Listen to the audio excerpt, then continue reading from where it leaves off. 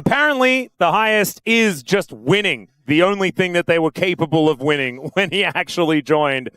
Incredibly impressive stuff here from Sharvel. But now he's up against GIDEON, who has been finding some form once again. And we are into the draft for game number 1 of our Rise Group bout between the DN Soopers and HANJIN BRION.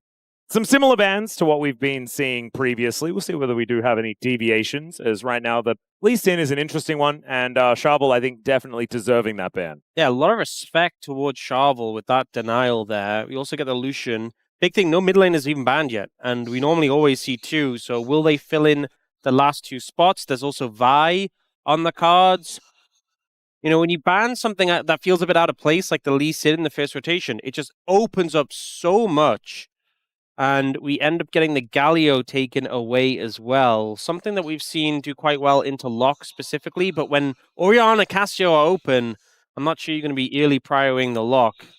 Yeah, this is the thing. Roma probably wanting to get his hands onto a Cassiopeia. I don't think you give that to Clozer. I think Clozer has looked way too good on the Snake Lady more recently. And we'll see whether DN Soopers let it through. Yeah, they're going to ban away the Vi. And so that mid lane trade is going to be up and available. In theory, the Orianna Jarvan is there. So maybe the Orianna has a little bit of extra power, but I just think that you have to pick Cassiopeia here. Otherwise, Clozer will win the game with that champion. Been very hard to match on it. And we'll see what Brion up for. I think they could go for the jungle and then trade mids after, but I think it'd be a bit weird. Yeah, also a bit dangerous. Oh, it looks like they might do it. Okay, so taking the Jarvan away, so if they do pick the Orianna, you won't get the Orianna-Jarvan combo at least, but... I think you're pretty safe from the prospect of DN Soopers going like both Cassio and Orianna flexing it. I think the mages were already on the way out. Looks like it might just be a Jhin though for deokdam, a pick he's had a lot of success on, that can play from a distance further away from where the Jarvan is and that level of safety, but they're going to lock in the Orianna first. Denying that Jarvan Ori... Say that again. Going back and forth. Trying to figure it out. So the Jhin will be the priority here. deokdam had an unbelievable Jhin game, and you know me, right? I don't want to say things like that. You don't like saying nice things. I do not like saying nice things about Jhin, but man, deokdam looked so good on this champion. So understandably, a lot of current comfort on that pick. But it means that they're not going to be able... Okay, the Orianna will be the choice. Orianna Jhin, the first lock-ins, is a little bit worrying. So now... just slam, lock Camille. That's what the bros need to do. I mean, to then get Namgung to 8 deaths and win the game. That did work for them before. They go for the Cassiopeia. You could take a top lane pick here, and there's like Rumble, Olaf, Ambessa. They go for the Olaf. I think it can be sometimes a little awkward when you have Olaf and Jarvan, because if you go for the same target, you know, you stop the Olaf from getting access necessarily. But it's a pretty threatening top side regardless. And the DN Soopers could go for a Bard here, could go for a Karma. We typically see the bull bot lane pairing, but instead looking towards a jungle. We've often seen... So Sharvel has said he's very confident on Qiyana. Yeah. And he likes this pick specifically into the Jarvan matchup because you now play him quite well. It's hard for him to land his abilities, and your ult interaction with him is pretty much a freebie. So we saw him bringing this out before, didn't completely succeed. He wants to try again. He did just come off a win on it in the Kesper Cup finals run that he went on. So understandably, just going to be locking that one in once again, seeing whether he can get that LCK victory on the champion. Lulu going to be taken away here as Teddy and Namgung going to be wanting to lock in their champs as the Shen is a ban. And I actually was thinking HANJIN BRION might look for the Shen, like a Shen Kai'Sa type situation to join the backline when the Olaf runs in, when the Jarvan's flagging and dragging. Yeah, could have been an option. Interesting that they're opting to ban the Shen and not banning away counters to the Olaf. They're not trying to trim any of the fat there. They're just leaving all those open, like the Jax, like the Kled, like the Vayne. Yeah. I think the Lulu ban from DN Super is pretty good. Ezreal going to get taken out as well. Trims a lot of the options here for the bot lane. And I think maybe what is your favorite answer to the Olaf that we've seen so far? Like, what do you think is the most dangerous? I think probably the Jax. I think when it's DuDu, absolutely. I think the thing with the Kled is LCK tops do not have that much experience on Kled. It's not something that's ever been really entrenched in the meta. And you can see some of them struggle, as Perfect did in the last series. I think the Vayne has been a bit of a fickle matchup sometimes. I think the Jax feels like the most reliable that we've seen. And all of our LCK pros have probably played like 1 million games of Jax. Yeah, approximately 1 million games. Approximately, yeah. Well, deokdam, what is going to be the lock-in here? Could just grab a support. I assume maybe Bard feels like the best choice. Yeah, I think it's a good angle for it. But instead, they go for the Ambessa. They're going to wait to see what the support pick is for HANJIN BRION. And we have seen this before as well. I believe DuDu actually went for this yesterday. We're not a huge fan of the Ambessa as an answer to the Olaf necessarily in the 1v1, but things have worked out for these styles of compositions in the past. Is Teddy thinking about going towards the Corki this time?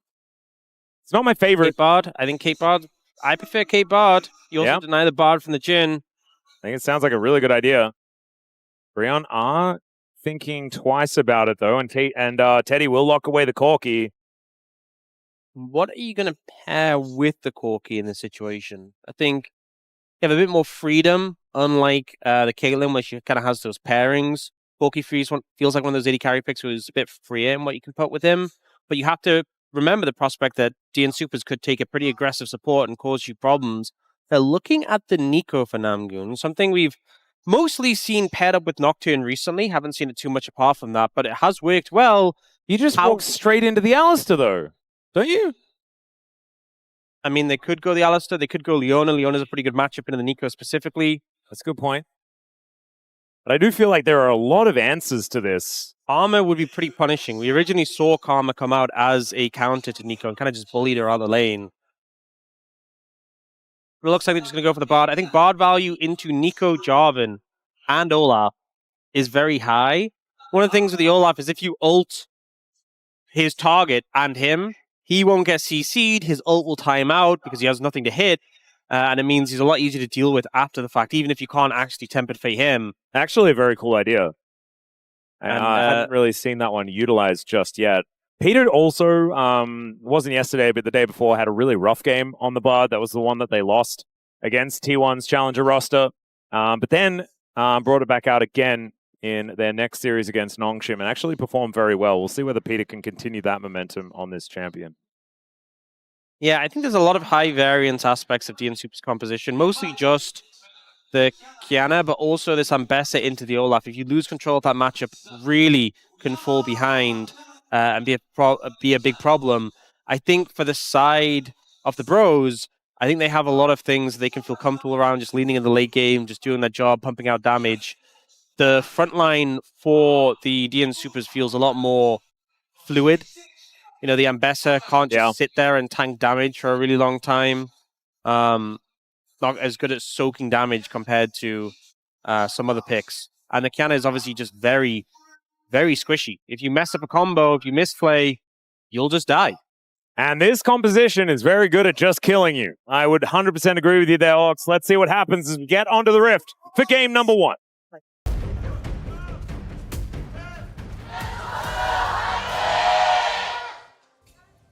미니언들이 생성되었습니다. All right. Here we are, ladies and gentlemen, onto the Rift 4, the first game of our final series of the night. DN Supers fresh off their victory in the Kesper Cup. Back home to see what they can make of their last 2 best-of-3s of the year here in the LCK, as they will not be going to play-ins no matter what they do, which just makes me really sad, because I think they're probably top 5 as far as our teams at the moment. Yeah, I think current form, that's what they're looking like. And it's a shame how things played out. Obviously, that round 1 to 2 performance was really rough. But they've turned it around massively now. DuDu's taking a lot of damage in this trade. Conquest stacked for casting. If there was a last axe here, he could just really chunk him out. Yeah, this is a bit scary here for DuDu, who does stand his ground. Sharvel is taking a couple of camps at once as the Brambleback gets a little impatient, but otherwise he's going to be feeling all right. Teddy gets the heal from Namgung here, as already Teddy has used the barrier. deokdam with exhaust in this matchup.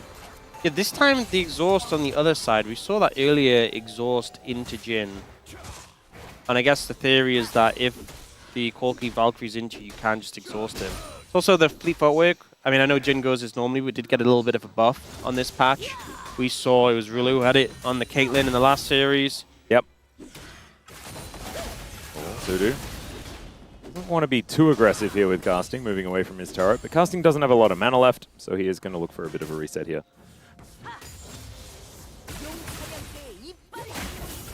Could just be able to pick up all this farm. Actually holding the wave a bit, but he's very low. Oh, that nearly hit. Man. Maybe he didn't even want to interrupt that, because maybe casting just turns around and just kills him. Yeah, important to know that casting has exhaust, so will take a while to walk back to lane, which means holding the wave there really valuable, but does make him very scary in the all-ins. Yeah, Teddy and Namgung having a pretty good time here towards his bottom lane. Looks like Peter going for a pretty early recall. deokdam pretty comfortably able to clear out the rest of these minions. So, about a 1 CS lead or something like that for DNS on the bottom side. These win rates are not going to look very good. DNS spent most of their time here in the LCK losing. Hey, Peter's looks pretty good. That's true. Sorry about that. Peter's win rate, fantastic. Roma and Teddy have not lost on these champions? What? Neither is casting. I thought Corki's win rate was terrible in the LCK. Is it only Teddy that can win games on this champion? Is that just how it is? There was definitely a time period where like Gen G were playing a lot of Corki and winning. He does have a negative win rate in the LCK, but so do a lot of champs. Ambessa's win rate is rough in the LCK. Yeah, pretty abysmal. Right now, I mean, DuDu with the wave state that he just had, is actually able to get himself to an 8 CS advantage. Look at this, though. 8 wins in a row for the Olaf. And Keen is 3 of them. It's pretty crazy. Crazy that it's 8 wins in a row, because his win rate was already really high. At first, he was just like not getting beaten. Then he went through like a little spree where some of the counters were working. And now he's back to his winning ways. It's the fact that we've had so many counters prepped and they're just not really panning out and being successful. Yeah, and I feel like there's been a lot of time to figure out what to play into Olaf, right? Like the champion's been around for actually forever. This sometimes happens with picks, is where like a late pick is super strong, super valuable, which is what Olaf originated as. It's like an R5 pick, players like Zeus were bringing into drafts where there wasn't quite the damage to deal with him. And then it's sort of moved up in priority, and sometimes when these picks move up in priority, they suffer for it. It's like, okay, this pick worked as like a last pick champion, but you can't just first pick it. With Olaf, that hasn't happened. People are picking it early and it's still working, which just kind of shows the strength of this pick in the current meta in pro play. Just very obnoxious. That being said, DuDu is handling pretty well. We were questioning the Ambessa matchup into it. We've seen this not go so well. But right now, DuDu's handling it pretty successfully. And you know the spike the Ambessa gets later. Oh, no. There's the exhaust. DuDu going to have to flash. Sharvel in a great position as the undertow not going to land onto the Qiyana. Casting knew that was the last one he needed to throw, though, so does make his way out. Flash actually exchanged for an exhaust here, so a big advantage for casting. Not in the health department, though. Oh, how do you feel about that? Oh, my gosh. Is it my birthday? Oh, Jhin on a losing streak. 8 in a row, though. Hey, that's a large amount of losses. That's interesting. Jhin is on an 8-loss streak, and Olaf is on an 8-win streak.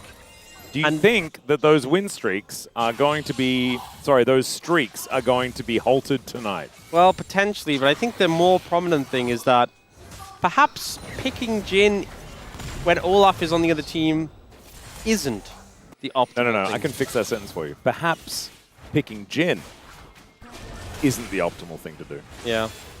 Well, I definitely think there are some situations you struggled. Oh, no, that is a trapped bard. Yeah, and just going to yell at deokdam as well. He pays for Peter's sins as he flashes to the magical journey. Peter looking worse for wear, but looks like they will be able to limp their way out. Not a lot of summoner spells to speak of here, though, and the bros really off to a great start. I mean, it only gets worse from here as Teddy wipes out this wave. Another minion wave is just going to conga line to their death. And the bros, I think, probably about a 600, 700 gold lead after this. Yeah, not the way you want the laning phase to go. deokdam and Peter moving over to try and stop the invade, and they both end up burning all sums for no sums on the side of HANJIN BRION. Sharvel trying to invade on this red, but GIDEON's already level 6. Yeah, just can't stay here. Oh my goodness. Casting, once again, going to be throwing some axes around, but it looks like DuDu is going to be all right. Level 7 to level 6. And DuDu gets all of those extra stats, Daniel. Did you know that Ambessa gets some health back after using her abilities? Oh. Armor penetration? Just by skilling her ultimate? She heals based on the damage your abilities do. Is that what you're saying? Wow. Yeah. Is this a new development, or has she always been this way? I think she's always been this way, yeah. Oh, wow, that's interesting. Yeah, that's pretty cool. Do you know which other champion? Yeah, Pantheon. Pantheon also does that? Gets stats at level 6. There's another one in this game. Oh. Wait, is there? Yeah. Who gets stats at level 6? Oh, Corki used to get a package. Not anymore. We're going to have a look at a curtain being called. And holding it. Hold. Yeah, Valkyrie gets him out of there. No, who is it? Olaf. Gets armor and magic resist from leveling his ult. And then it used to be when you ulted, you lost those resists and you gained AD instead. Now you keep the resist all the time, but you just get extra AD when you pop your ult. That's crazy. Yeah. I didn't know that was the case. Olaf gets armor at level 6 and Ambessa gets armor pen. So let's just say that it cancels out. Yeah. Or something like that. Yeah, why not? It's okay. Sharvel is going to come on over and take Gideon's lunch money. Real cash. Guys, that's Gideon's grubs. Yeah, and Gideon then just left. I think he was just in the mindset of, I want them to be together. I love them so much. I want all 3 grubs to be together. If I can't have one... He is the man of the Gideon scrubs. Like, yeah. if anyone's going to take care of them, it's going to be him. So but he'd separated. rather see them be happy. And that's beautiful. That is beautiful. Just a little tragic. Okay, deokdam taking a fair bit of damage here from Teddy. Pushing another wave in. I don't think you can stand that far forward, my friend. And he definitely... Wait, no, he can't stand on the rift. I think he's... Oh, that's 3. 3. Yeah. They didn't need 3, but they have 3. They got the whole gang in here. The deadly flourish is not going to do anything. Yeah, why not? Oh, man, it just...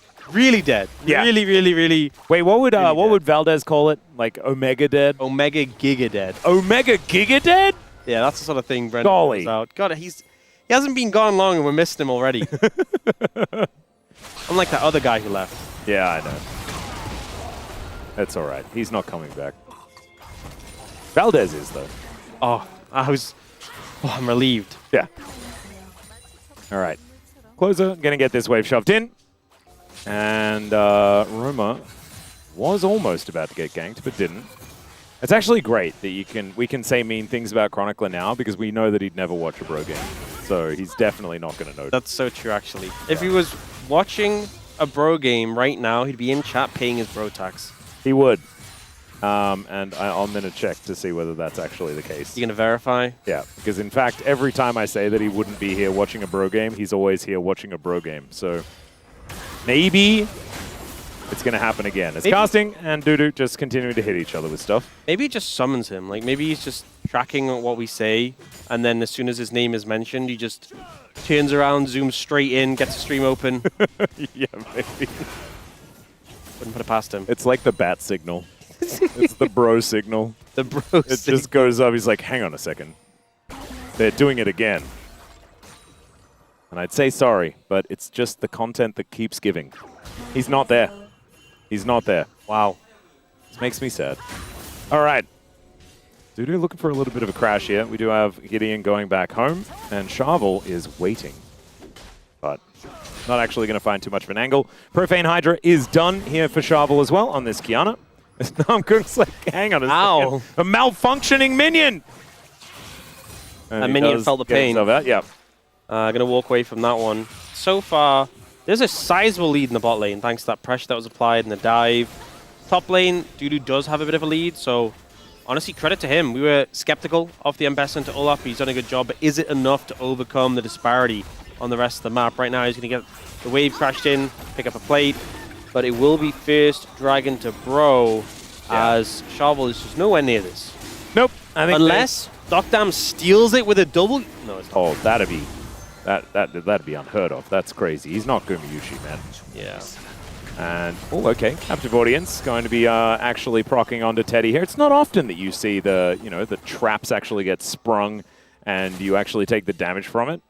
Yeah, not enough people playing AP Jhin. Yeah, exactly. That's all right. deokdam just taking way too much damage from Teddy. Okay. That's a big one. And out he will go. There's a Trinity Force here on Teddy. Like, deokdam needs to go home. He's only got a serrated Dirk. Bot lane is not going so hot for the DN Supers. Oh, yeah, there is that 1.7 thousand gold lead for Teddy. Yeah. Why is that there? So, a lot of plates. Okay. Good amount of farm. Got it. And that kill. Right. All contributing factors. I would say that you're probably right on the money there. Can't dispute it. Well, he's actually the one right in the money. Oh, yes. Sorry, yeah. And we were talking about him, so still, you were right on the money. As casting is probably just going to have to take a little bit of a timeout. See, and wander back towards his inner turret. He does that. They go for the swap here because they're zoned out from bot lane. I think it makes sense given the current conditions, but it does just mean Teddy is going to get even more gorged thanks to this tower and deny this farm away. That being said, obviously casting has been denied on the other side, so balances out. You're making a trade, you're denying your Ambessa to get your Jhin back into the game. Trade-offs to it, and ultimately it makes sense given how big this deficit was in the bot lane.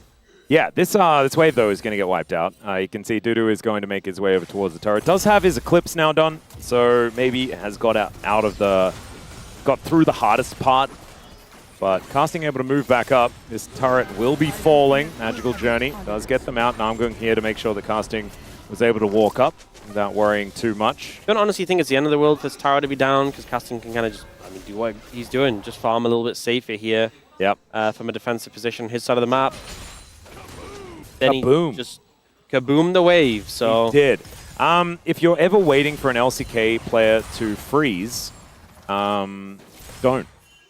He just looked like he was setting up for it. I know. It did happen that one time, like a few days ago. And we're like, wow, they're actually freezing the wave. And then it just, don't worry, it just doesn't. Okay. DuDu with the Eclipse, big spike, usually now buffed on this patch as well.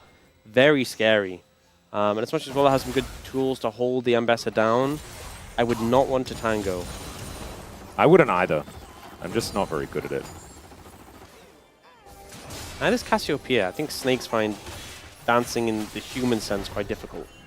I can imagine that. However, do you think that, like, because the way that she moves is, quite coordinated, and snakes are pretty cool with the way they slither around.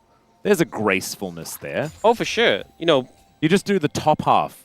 I think the tango. I think snakes can dance by their own standards, but I think doing a tango specifically, like doing a... How important are the leg bits of the tango? I'm not an expert. I'd say pretty important. I'd say right. when it comes to dancing, footwork is pretty key. All right. Well, I know nothing about it, even though my sister was a ballerina. Whoa. Little lore drop. Yep, there you go. 10 seconds on the Herald. You can see Bro opening up around mid lane again, looking to secure control of the area. Little Valkyrie to dodge away there. Pretty cute. I think Bro pretty confident they can control this, but Sharvel, if I'm thinking of how do we get back into this game, they're not that far behind, but if I'm thinking how do we find a big play, around the Herald pit is where this Qiyana ult gets so much value. And that is going to be, it's in fact up right now. So they could opt in for something. Man, there is so much vision as well. Yeah, you're exactly right. Actually, and DNS, like, the reason why I think they won the Casper Cup was that their setups and vision control was just so good over the last couple of days. Like, they knew where they wanted to fight next, and they played towards it and played around it. That setup has begun one more time. The problem is that they've relied a little bit on teams like T1's Challenger roster and Nongshim just rushing the play a little. Yeah. If you're expecting the Bros to rush, you're going to be waiting a long time. That's very valid. And it does not look like they're planning to rush this. TP comes in. That might force the hand. Yep, double teleports as casting is getting in behind. Sharvel, bit of an option here as Tempered Fate lands onto 2. They're going to burst down the Rift Herald. And now DuDu just going to get themselves out of there. They got the eye. They're done. Good move. Good ult there from Peter just to disrupt. Stop GIDEON from getting access to the smite. And also, notably, DuDu's TP way lower cooldown than Casting's, because Casting obviously has that exhaust. Yeah, actually has the real teleport, which is helpful. Does potentially sacrifice pressure around this dragon, though. Will DNS be able to move in here and contest? They do have vision of them going for it, but Sharvel's not even close. Yeah, and they knew that DuDu had to go back home, right? His health bar was too low. Teleport is on cooldown. And so I think it should mean that the Bros, with the investment that they made, should be able to get this one done. It's an Ocean Soul, so DNS pretty happy. They gave over 2 dragons, but the Soul is not that strong. Decent on Olaf, to be fair, but not the most value. Now the Herald will charge in. Being ridden by DuDu as well as he does make his way back in here. And so Shelly going to get a bunch of plates. Hasn't actually taken down that turret just yet, but it's feeling like it's on its last legs. As the DN Supers, it's certainly a slow one from them. I think the team that does have the Qiyana feels a little bit of that pressure to make things happen around this stage of the game. Yeah, I think you're still pretty strong as you hit 2 items. It's just after that when things start to feel a little bit lacking. Especially when you look at the carries that HANJIN BRION have. The fact that it's a Cassiopeia who ends up pretty bulky, and a Corki who, I mean, to be honest, also ends up pretty bulky. He's got plated steel caps, got the help from Triforce, and then you have the Valkyrie as well for safety. Not the easiest targets for a Qiyana to explode. Yeah.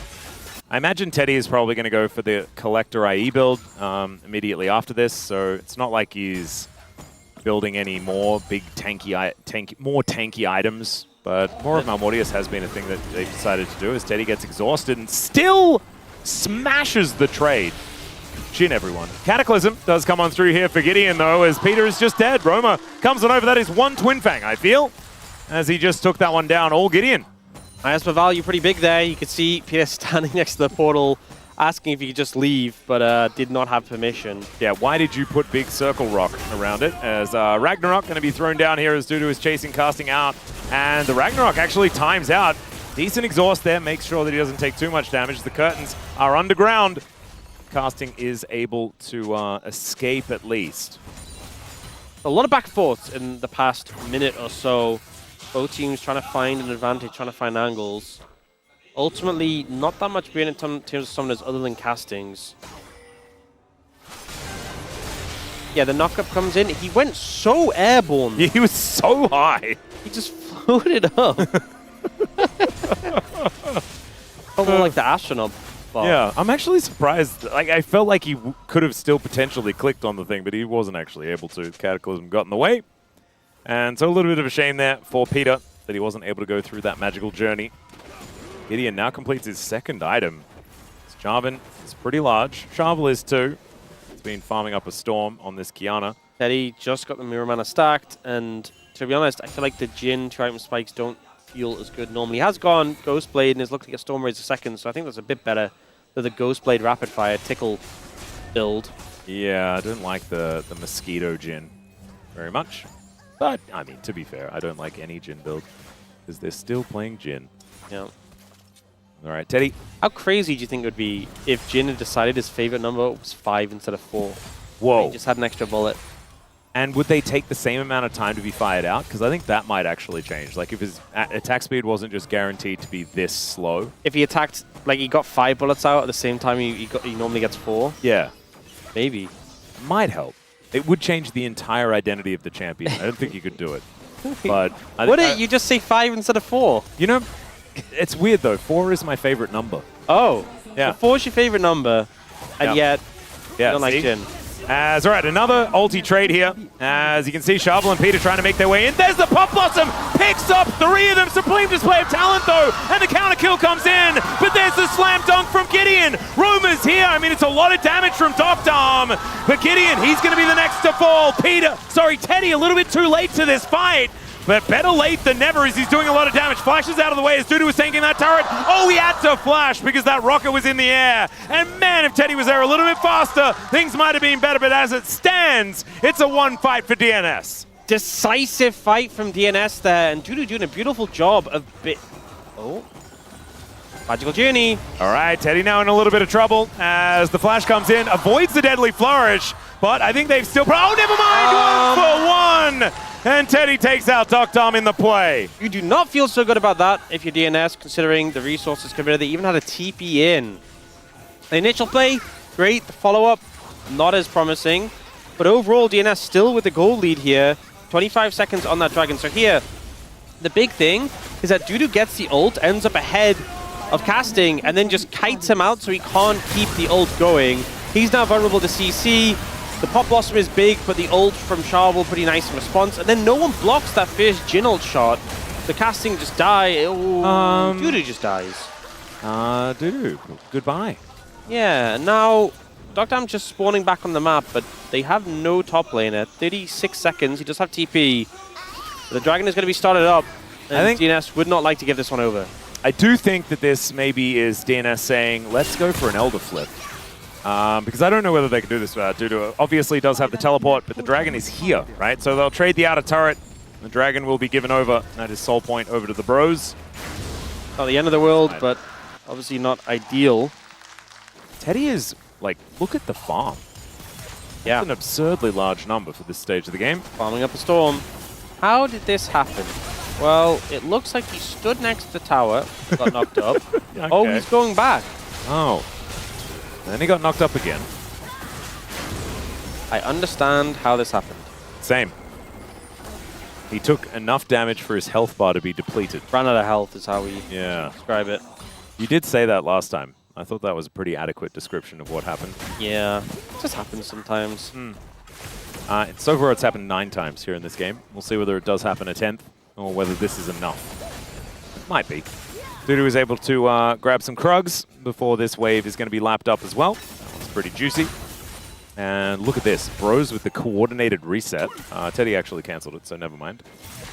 Unless that's Namgung. Not entirely sure which one it is. Which Corki it is. Completed by Teddy. Oh, I always find that so confusing that they're the same on the map. Yeah, I know, it's so annoying. But like when one of them splits into 2 Teddys, you know it's probably not Teddy, like, you know, reproducing. Yeah, unless... It's actually just Namgung. Yeah. So deokdam with the rapid-fire cannon. I mean, the Jhin probably wants one more. I think Jhin really likes building rapid-fire cannon so much because he wants to fire faster. Yeah. Yeah. It's like rapid-fire? Oh. It's a bit ironic, isn't it, when Jhin picks up a rapid-fire cannon? Yeah. It's also weird it's called rapid-fire cannon when it's about one, like, singular empowered orb. Yeah, it's true. It does at least... Oh, Peter might be dead again. The heal does come through. GIDEON not going to take the magical journey. It's crazy he just lived that. They just let him live. Well, I feel like a big aspect of it is we've been trained as League of Legends players never to follow a magical journey. You don't know what's on the other end. And you also know that the Bard is ready to press Q. He will stun you. So I can't hate him because, again, if he dies, that might just be Baron. For DNS, it is Al today. Well, in this game, the bowling alley Baron. So they would just send it. It is bowling alley possible that they'll do that. Oh, because I guarantee it. Yep. All right, casting picks up the wave. And DuDu just hanging out in the jungle. Man, we have slowed down. This has become glacial in this game. Just a jockeying for position, a vying for priority. There's no vying in this game. Oh, sorry. There is an Olaf who is a bit of a glacial champion. Trying to get priority. Is he the only Freljordian here? He is. Yes, I believe so. Oh, probably misses his kind. Yeah. All right. Clozer and Roma. They're in the wrong lane, but it's fine. I think it's crazy how Olaf just like counters so many Freljord champions because they're all CC based. Like, yeah, true. Maybe he is actually just the king of the north. I mean, it explains it. Wait, who wins the 1v1 between him and Trundle? I think Trundle's pretty good in Olaf. Honestly. That's what I was thinking. Yeah. Like Troll King probably takes it. Yeah, just ult him and then steal his stats and chomp him down. Yeah, do you know who wins out of turret versus these two, though? I think those two on the bro side probably going to be able to take that turret on the top lane. They don't build turrets like they used to. They certainly don't. They can apparently just get, you know, spat at by a snake and they fall down. Yeah, we've seen Pro going for a lot of control around the Baron area, but if we look mid, there's so much vision set up by DNS that allows deokdam to push deep. He has a turret to back him up. So the center of the map is really set up by DNS, and Bro try to circumvent that by getting some vision towards the Baron. But it does mean their position is a little fragile, especially Dragon up in a minute, and they just don't have many wards on that side of the map. They invested their time in warding up the Baron, so now they have to push in here. If they get caught out, could be bad. Speaking of caught out, casting got a face checker brush and took a lot of damage for it. He did. He's also very far behind when it comes to the money and items. Yeah. On this Olaf. And is just going to have to respect DuDu from now on. I think probably will be going towards the Hex Plate. Clozer so close to Rabadons. This feels so sad to be in this position going into a fight for soul, but not much you can do about it unless you can stall them out for a long, long time. Yeah, right now the Bros just want to be able to get towards this river to try and establish some vision. 20 seconds to go until that is going to be a thing. Giving away one Ocean Dragon, though, probably doesn't matter at all. Thing is, I think that Bro want to keep up the tempo in this game. And by keep up the tempo, I mean start to do something finally. Pump up the volume. Yeah. Up the jam. TP coming in from casting. Just a little relocation from bot lane. Because he was kind of blocked off by DuDu. Doesn't get the shield because it's not... not the real teleport, yeah. Maybe he doesn't need it. Okay, this is going to be a 50-50. Namgung, can you find the big pop blossom? We know that this guy in the clutch moments has been able to find some great angles before. As Sharvel as well can actually pick up that grass for the stealth. Can be very valuable here as the Temper Fate does nothing. 3! Hoisted into the sky, and it's the steal! And so it's the guaranteed soul. The Bros just blow them up. DuDu going to be chased out. The curtains have been called, but deokdam, I'm sorry, but I have a feeling it's the end of the show for DNS, and the Bros are just getting started. Namgung with such a good angle. We've seen Neeko be strong, but so often it's accompanied by the Nocturne. You need that paranoia to get into the backline, but Namgung doesn't. He finds his way in, he finds 3, and Bro get the soul. We'll see the replay here. Going around the side, dressed as the Jarvan, jumps into the pit, but he's in the brush and then gets 3 pivotal targets. The route to follow up. The Cassiopeia does die, but gets the damage out onto them, and Olaf just runs rampant. Just an absolutely ridiculous engagement. And you know what's the craziest thing of all? What? Namgung didn't even die. He didn't even get hit by the supreme display of talent. He normally has to die to make these big plays. That's like the condition. I think he's gotten too powerful. If he does plays like that and survives, it's ridiculous, as I hate it when this happens. Oh. They lose a team fight, but congrats to deokdam. Gets 1,500 kills. Nice work. It's the ninth AD carry to do that. Really cool stuff. Pretty big achievement for him, but pressing matters in this game. Teddy going for the GA 4th instead of going for the IE or the LDR, wanting that level of safety. And to be honest, no one's that tanky on DNS yet. Ambessa is getting to that point where she's picking up a death dance, but you have a lot of damage on your team, and I think just survivability, not getting exploded by the key abilities is what Teddy's really going for here. Also, you are playing into Qiyana, so all that lethality gets shut down a good amount by the plated steel caps plus GA combo. Yeah, and there just feels like a lot of front-loaded damage on DNS's side, and if you survive through it, then you will generally be able to out-DPS them as the game goes on. I can understand that sort of mode of thinking as well, as Roma just buys the Forbidden Book. 5 stacks. We had the 7-stack Magi's from Showmaker. Now it's the 5-stack from Roma.